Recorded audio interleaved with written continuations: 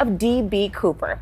Now, he is the infamous airplane hijacker who jumped out of a plane back in 1971. The D.B. Cooper case was closed for years, the only unresolved airjacking case in FBI archives. But in 2025, everything changed when the FBI reopened the investigation, and what they discovered sent shockwaves through the entire country. What made the FBI reopen a case they had given up on? And why is the answer so disturbing that it changes everything we thought we knew?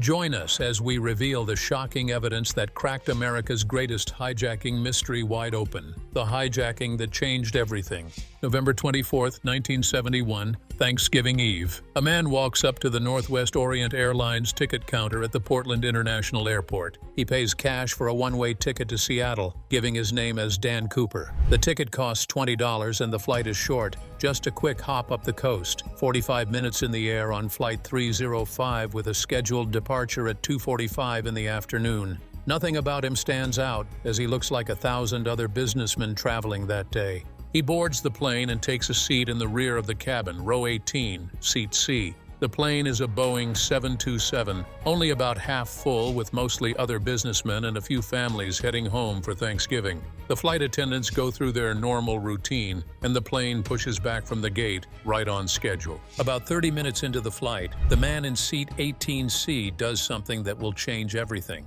He reaches into his pocket, pulls out a note, and hands it to flight attendant Florence Shaner. As she walks past his row, Florence assumes it is a phone number, as she has worked as a flight attendant for years and is used to passengers trying to flirt with her. She tucks the note in her pocket without even looking at it and keeps walking down the aisle. But then the man leans forward and speaks quietly but firmly. "Miss, you'd better look at that note. I have a bomb." Florence stops, pulls the note back out of her pocket, and her hands are shaking as she reads it. The message is handwritten, and the words are direct and terrifying. "I have a bomb in my briefcase. I will use it if necessary. I want you to sit next to me.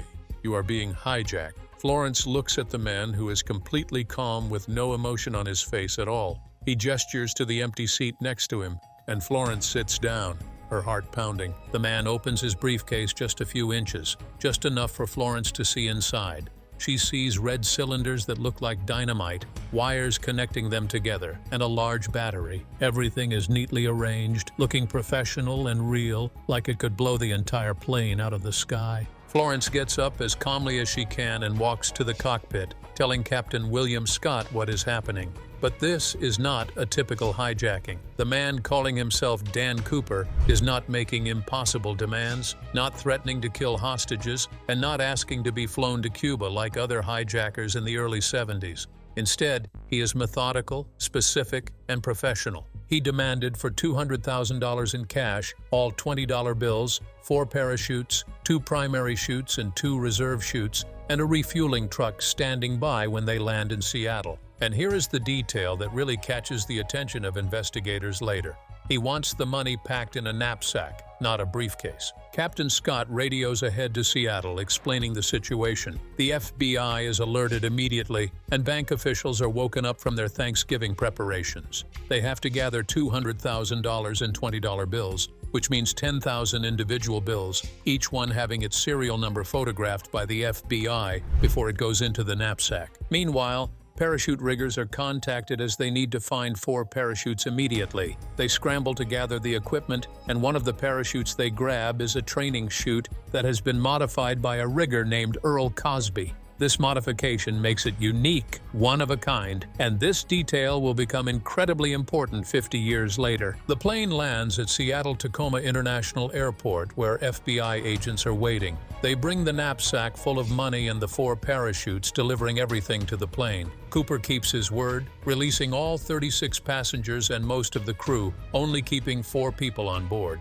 Captain Scott, the co-pilot, the flight engineer, and 1 flight attendant. Then he gives his next set of instructions, wanting to fly to Mexico City, but with very specific requirements for how they fly. The plane must stay below 10,000 feet altitude. The landing gear must stay down. The wing flaps must be set at 15 degrees, and the plane must fly at minimum speed. The pilots are concerned, as flying a Boeing 727 under these conditions uses massive amounts of fuel, meaning they will not make it to Mexico City. Cooper agrees to a refueling stop in Reno, Nevada, which works for him since he only needs to stay in the air long enough to reach his jump zone. The plane takes off from Seattle at 7:40 in the evening, heading south and flying low over the dark forests of Washington state. Around 8 o'clock, somewhere over the dense forests of southwestern Washington, Dan Cooper opened the rear stairs, stepped out into the freezing darkness, and jumped into the night with $200,000 strapped to his body. The plane continues to Reno and lands safely.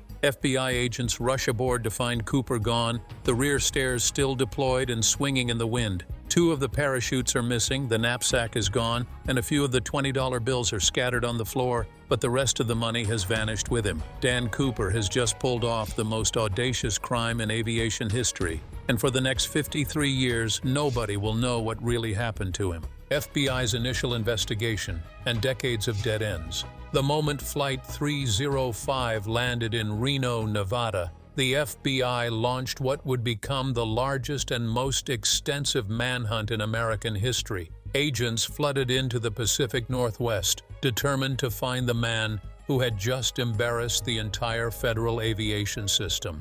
They began by searching the area where Cooper likely jumped, focusing on the forests and mountains of southwestern Washington state. Helicopters flew grid patterns over the dense woods, search teams hiked through rugged terrain, and local law enforcement agencies coordinated their efforts with federal agents. They searched for days, then weeks, then months. They found nothing. No parachute fragments caught in trees, no body lying in a ravine, no tracks in the mud, no signs that anyone had ever landed in that vast wilderness. It was as if Dan Cooper had simply evaporated into thin air. The FBI shifted their strategy, focusing on the evidence they did have.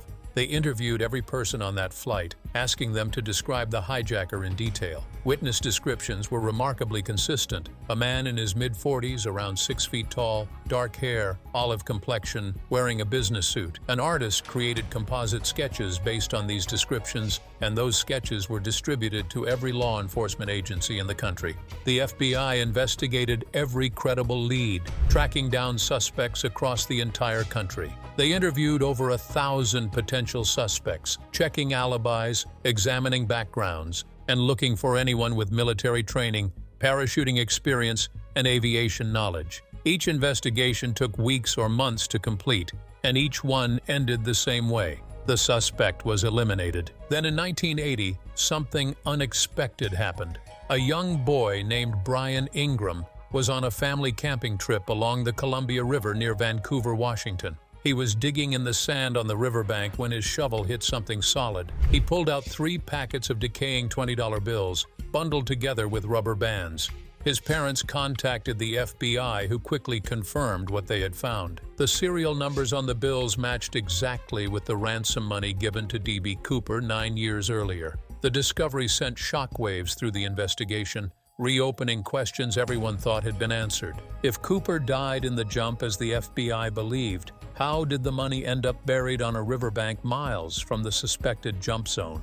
If he survived and escaped with the money, why would he abandon it along the river? And if he buried it intentionally, why did he never come back to retrieve it? The discovery of the money raised more questions than it answered, and the FBI was no closer to solving the mystery than they had been on that Thanksgiving Eve in 1971. By 2016, after 45 years of investigation, thousands of leads, and countless hours of work, the FBI made an official announcement. They were closing the D.B. Cooper case, concluding that Cooper most likely died during the jump and his remains were lost somewhere in the wilderness. The case would remain open technically, but no more resources would be dedicated to it. The greatest hijacking mystery in American history was officially unsolved. The historical suspect, Richard Floyd McCoy II.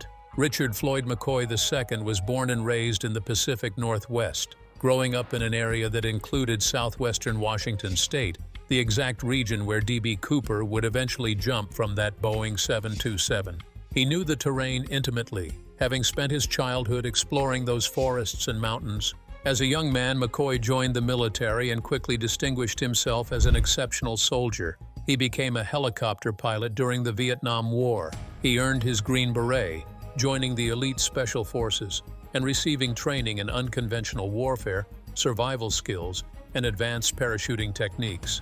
After returning from Vietnam, McCoy settled in Utah with his family, working various jobs and trying to adjust to civilian life. April 7, 1972, just 5 months after the D.B. Cooper hijacking, Richard McCoy walked into the Denver airport and purchased a ticket for United Airlines Flight 855. He was carrying a duffel bag and wearing a wig and makeup to disguise his appearance.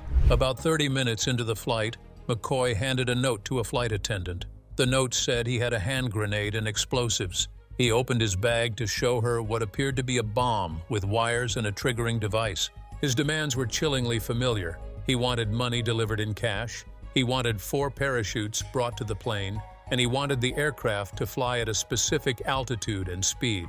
The similarities to the D.B. Cooper hijacking were impossible to ignore. McCoy demanded $500,000. The airline and FBI scrambled to gather the money and parachutes, delivering them when the plane landed in San Francisco. Just like Cooper, McCoy released the passengers after receiving his ransom. Just like Cooper, he kept only the flight crew on board. Just like Cooper, he ordered the pilot to fly at low altitude with specific instructions about speed and configuration. And just like Cooper, he used the rear air stairs to parachute out of the Boeing 727 while the plane was in flight. But unlike D.B. Cooper, Richard McCoy made mistakes. He jumped over an area near Provo, Utah, landing not far from his own home. He had been seen by witnesses at the airport in Denver, and his disguise was not as effective as he thought. Within 72 hours, FBI agents had traced the ransom money, identified him as a suspect, and surrounded his house. When they arrested him, they found the parachutes hidden in his garage, the ransom money stashed in various locations around his property, and enough evidence to prosecute him for air piracy. During the interrogation, FBI agents could not shake the feeling that they were talking to D.B. Cooper himself. Everything about Richard McCoy fit the profile perfectly. He was the right age, had the right skills, knew the right techniques, and had just executed an almost identical hijacking using the exact same methodology. McCoy denied it completely, insisting he had nothing to do with that crime. McCoy had an alibi for Thanksgiving weekend 1971. He claimed he was in Las Vegas with his wife Karen and their children, enjoying a family vacation during the holiday. Karen McCoy backed up this story completely, providing detailed accounts of where they stayed, what they did, and who they saw during that trip. Without being able to prove the alibi was false, they could not charge McCoy with the Cooper hijacking.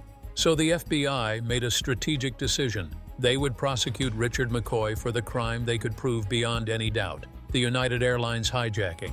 They had witnesses, physical evidence, the ransom money, and the parachutes. It was an airtight case. McCoy was convicted and sentenced to 45 years in federal prison. The FBI closed the book on him, believing they had at least stopped him from hijacking any more planes, even if they could not prove he was Cooper. But Richard McCoy was not the type of man to accept defeat quietly.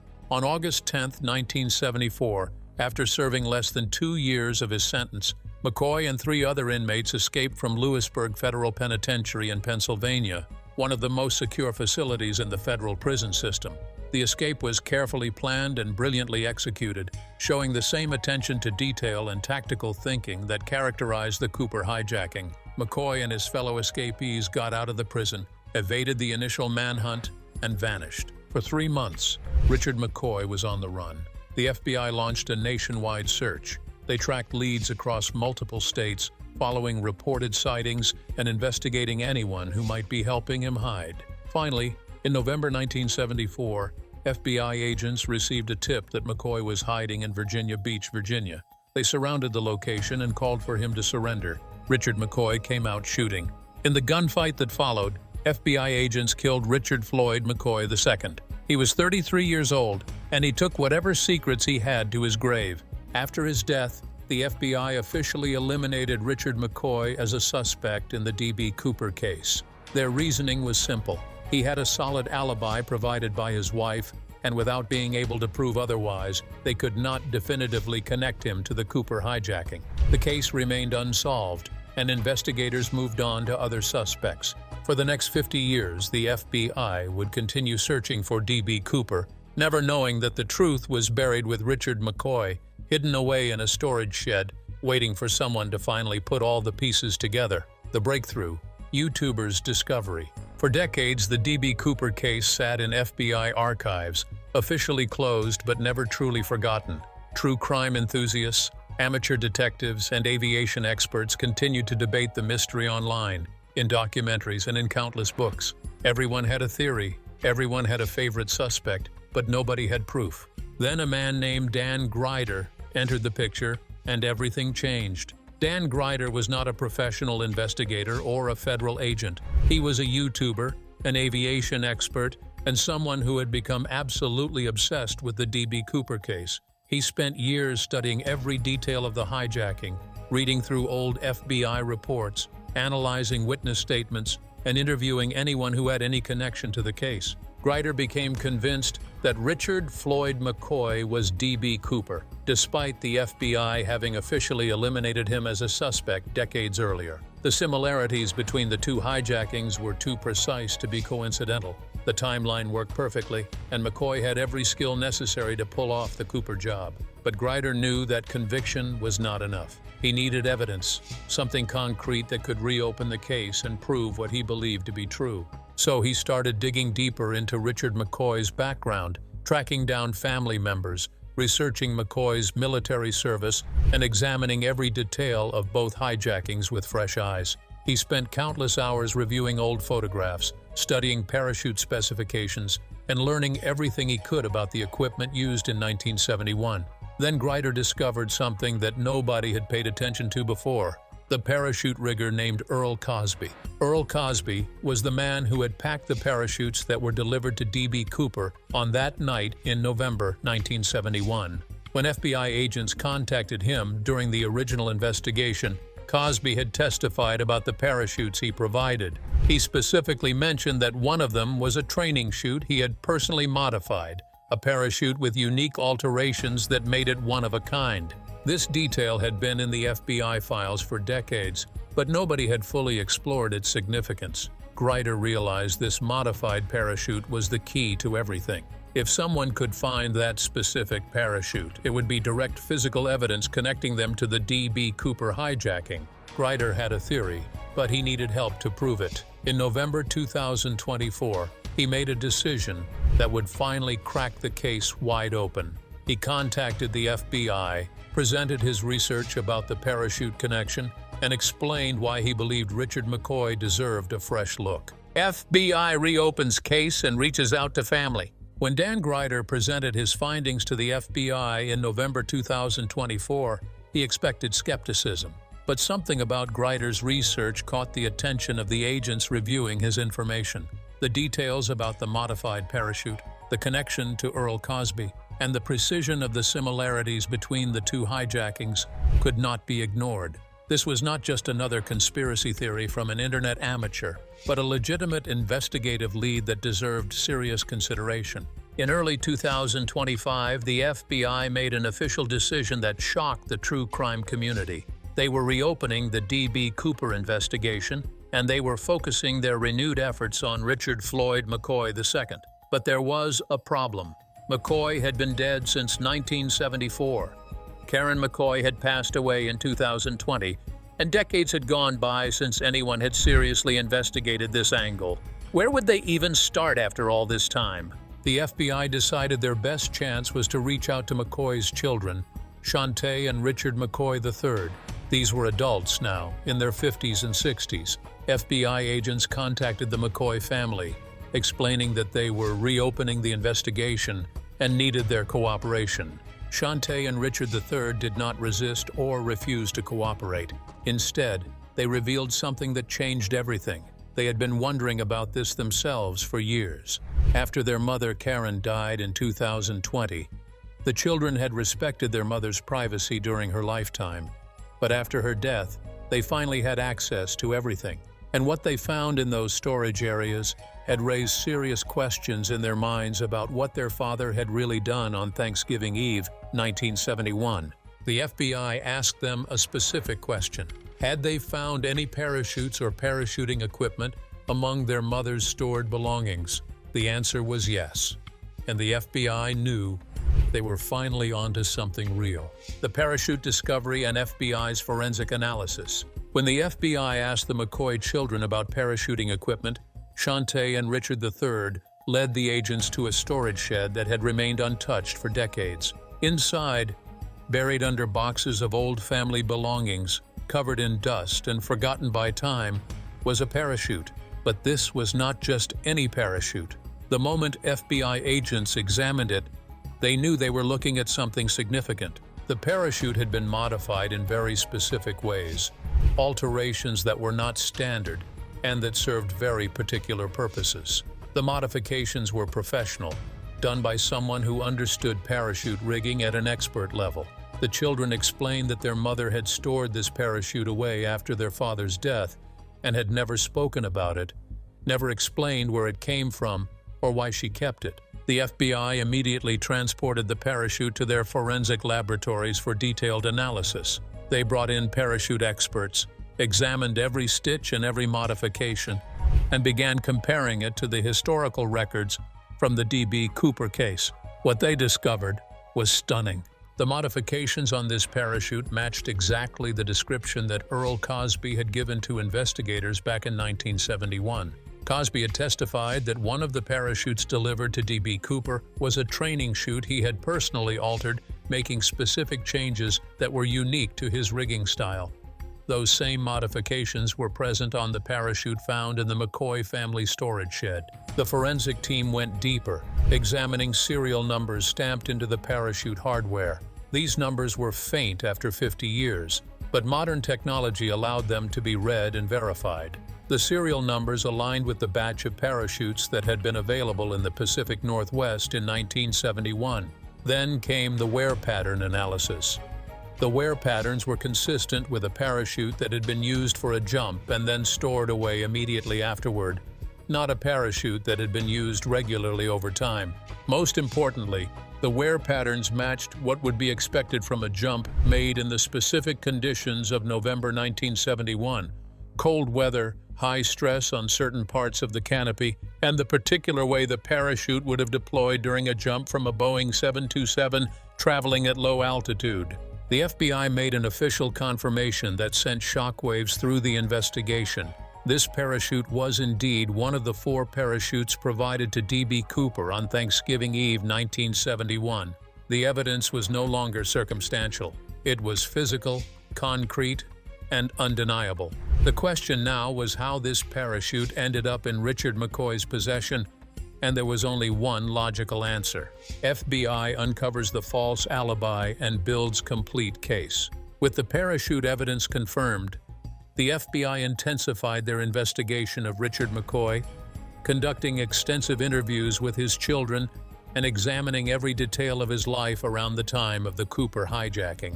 What they uncovered would finally destroy the alibi that had protected McCoy for over 50 years. During one of the interviews, Shantae McCoy revealed something that her mother had confessed to her shortly before dying. It was a secret Karen had carried for nearly 5 decades, a lie she had told to protect her husband and keep her family together. Karen admitted to Shantae that the Las Vegas alibi was completely false. Richard McCoy was not in Las Vegas with his family on Thanksgiving weekend 1971. He was somewhere else, and Karen had known it all along. According to Karen's deathbed confession, Richard had left home in the days before Thanksgiving, telling her he had a job to do, but providing no details. He returned home on Thanksgiving Day 1971, and when he walked through the door, he was different, nervous, excited, and carrying himself like someone who had just pulled off something dangerous and successful. Karen said Richard told her he had completed a dangerous job, one that would set them up financially, but that she could never ask about or discuss. When FBI agents came around months later, investigating the D.B. Cooper case and asking about his whereabouts on Thanksgiving weekend, Richard coached Karen on exactly what to say. She provided the Las Vegas alibi, backed it up with fabricated details, and the FBI had believed her completely. The revelation was devastating to the original investigation's credibility. The FBI had eliminated their best suspect based entirely on a wife's false testimony, never digging deeper or questioning the alibi with enough scrutiny. Now, armed with this confession and the physical evidence of the parachute, the FBI began building their complete case against Richard Floyd McCoy II. Every piece of evidence they had accumulated pointed in one direction, and that direction led straight to the most infamous unsolved hijacking in American history. Why original investigation failed, and what changed. The FBI conducted an internal review of the original 1970s investigation to understand how they had missed the truth for so long. What they discovered was a combination of investigative limitations, strategic decisions, and one crucial mistake that allowed D.B. Cooper to remain unidentified for 5 decades. When FBI agents first investigated Richard McCoy after his United Airlines hijacking in April 1972, they were immediately struck by the similarities to the Cooper case. Everything about McCoy screamed D.B. Cooper. His military background, expert parachuting skills, knowledge of aircraft systems, and the nearly identical methodology of both hijackings. The agents wanted to charge him with both crimes, but they faced a serious obstacle: Karen McCoy's alibi. She provided detailed accounts of their Las Vegas trip, complete with specifics about hotels, restaurants, and activities. Without any evidence to contradict her story, and without the confession that would only come 50 years later, the FBI could not prove McCoy was lying. So the FBI made a calculated decision. They would prosecute McCoy for the crime they could prove beyond any doubt: the United Airlines hijacking. They secured a 45-year sentence, believing they had at least removed a dangerous criminal from society, even if they could not prove he was Cooper. What changed everything was the convergence of several factors. Dan Grider's meticulous research providing a fresh investigative angle, Karen McCoy's death allowing access to stored evidence, and her deathbed confession, the cooperation of McCoy's children who wanted the truth revealed, and modern forensic technology that could analyze the parachute with precision impossible in 1971. FBI's conclusion and case solved. After months of renewed investigation, forensic analysis, and family interviews, the FBI reached their official conclusion in 2024. Based on all available evidence, they determined that Richard Floyd McCoy II was D.B. Cooper. The case that had remained unsolved for 53 years was finally closed.